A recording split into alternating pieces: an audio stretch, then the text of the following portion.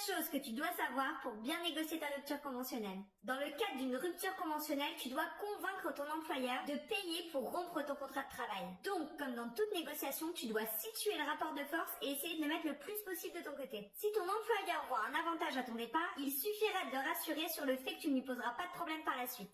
Si tu es à l'origine de la demande et que ton employeur n'a a priori aucun intérêt à se séparer de toi, tu peux alors mettre une petite pression en mettant en avant certaines irrégularités dans les conditions de travail ou certains de tes droits qui ne seraient pas respectés. Vas-y mollo quand même, le but n'est pas de braquer ton employeur. Le deuxième levier est de négocier les conditions de ton remplacement ou la transmission de tes compétences. C'est l'un des points les plus gênants pour un employeur qui doit remplacer un salarié. Si tu donnes plus de souplesse à ton employeur pour s'organiser, il sera donc plus enclin à négocier. Le troisième point est de négocier une indemnité supralégale qui viendra s'ajouter à l'indemnité légale. Tu peux par exemple faire jouer ton ancienneté et argumenter sur le travail qui a été fourni et les résultats qui ont été rendus. Une méthode un peu moins douce serait d'appuyer sur un contentieux qui a eu lieu entre toi et ton employeur. Par exemple, le non-paiement des heures supplémentaires. Le dernier levier est de négocier une clause de non-concurrence ou une clause de confidentialité. En général, ça se négocie quand tu as des informations importantes sur la stratégie de l'entreprise ou par exemple sur les procédés de fabrication. Sache aussi que cette indemnité supralégale sera plus facilement négociable si tu as un faible salaire. Si tu veux plus de contenu sur le sujet, n'oublie pas de t'abonner.